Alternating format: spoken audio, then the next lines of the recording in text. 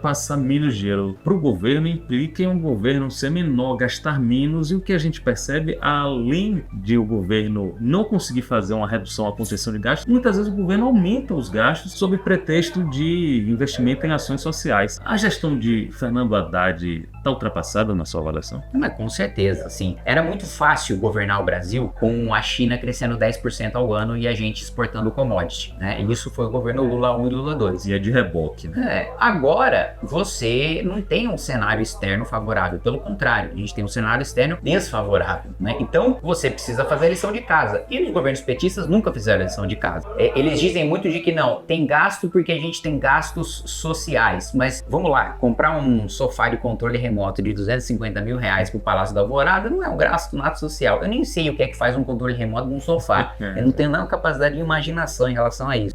Ultrapassar o recorde de todos os tempos, que já era de governo petista, em relação a diárias e passagens, mais de 3 bilhões de reais. Assim, eu sinceramente não consigo entender como você consegue gastar essa 3 bilhões de reais. É muito dinheiro com diária e com passagem. Eu me lembro, eu sou membro da Comissão de Fiscalização, no ano passado a gente conseguiu detectar uma passagem de 40 mil reais da ministra Aniele para Nova York, né? Uma passagem de primeira classe paga com o nosso dinheiro, e também o uso de avião da FAB para assistir um jogo de futebol em São Paulo, em que teve aquela assessora dela que fez aquele comentário racista, né, de que paulista era tudo descendente de europeu safado, né? No momento que a gente está gravando, desculpa até te interromper, a gente está fazendo a gravação aqui no Congresso do MBL, e as notícias são de que após a viagem para o funeral de Mujica, lá no Uruguai, o presidente Lula completou 106 dias fora do Brasil no terceiro mandato. Também um indicativo de muitas diárias que podem estar sendo consumidas. Não, exatamente. E veja, não é como se a gente estivesse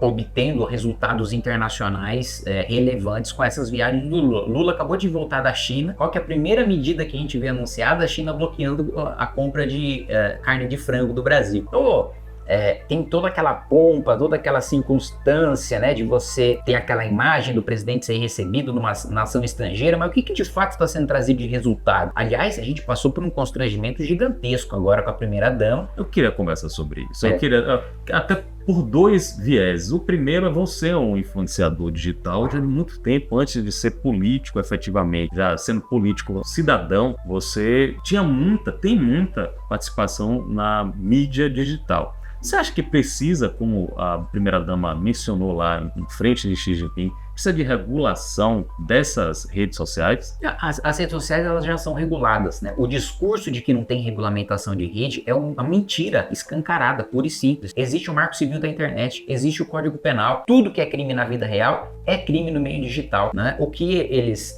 não querem é a legislação de hoje que garante liberdade de expressão. Ou seja, você só é obrigado a tirar uma publicação, ou a rede social só é obrigada a tirar a sua publicação a partir de notificação judicial. Ou seja, se você estiver cometendo um crime, você já é responsabilizado na rede social pela via judicial. O que eles querem é que o governo tenha o poder arbitrário de tirar qualquer publicação sem passar por um contraditório, por uma ampla defesa, sem que você possa se defender em relação àquela publicação. Então, a regulamentação já existe. O que eles querem enfiar a goela abaixo é a criação de um órgão de censura, como está previsto no PL da censura relatado pelo deputado Orlando Silva, em que o Poder Executivo nomeia todos os integrantes daquele órgão, não passa sequer pelo Congresso Nacional, e eles têm o poder de declarar um estado de sítio online em que eles conseguem retirar todas as publicações como eles quiserem. Então a regulamentação existe. Agora, a própria resposta do presidente Xi Jinping já demonstra, assim, primeiro o desconhecimento e a falta de capacidade da primeira-dama de falar que, olha, o TikTok no Brasil está promovendo a extrema-direita. Então qual que é o interesse do Xi Jinping ou da China de promover direita no Brasil? É óbvio que isso não acontece. A falta de capacidade de se comunicar com um público mais jovem da esquerda que nunca não formou novos quadros, e você tem os mesmos de 40 anos atrás, faz com que eles achem que tem alguma coisa contra eles, quando na verdade são eles que estão ultrapassados. E o outro ponto, a resposta dele foi a seguinte: olha, vocês são uma nação soberana, se vocês querem, regulamentem, ou até vocês podem banir o TikTok do Brasil. Então, pra mim, isso sim é uma cena patética, você ter que ter uma patada dessa magnitude de um chefe de Estado contra uma primeira-dama por falta de noção. Quem chegou a mencionar esse tipo de gafe diplomática foi chamado de machista ou misógino. Não é uma resposta que tem cabimento? Não, é óbvio que não, né?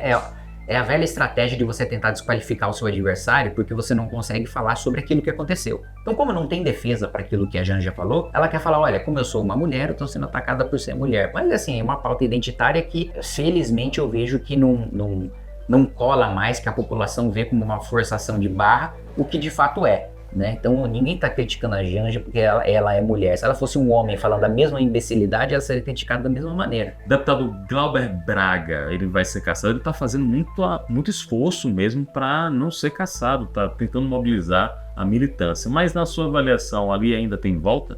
Não, eu acho que tudo hoje caminha para que ele seja cassado, mesmo com toda a mobilização, o fôlego de 60 dias que o presidente Hugo Motta deu para ele, que eu também discordo completamente. Acho que o caso dele tinha que ir logo para votação, mesmo porque ele ficou um ano, não digo nem se defendendo, mas fazendo do Conselho de Ética um circo, mesmo porque ele tentou chamar como testemunha, por exemplo, o Felipe Neto. O que o Felipe Neto tem a ver com os fatos que aconteceram? Com o fato de um deputado federal ter agredido um cidadão e expulsado esse cidadão a pontapés da Câmara dos Deputados.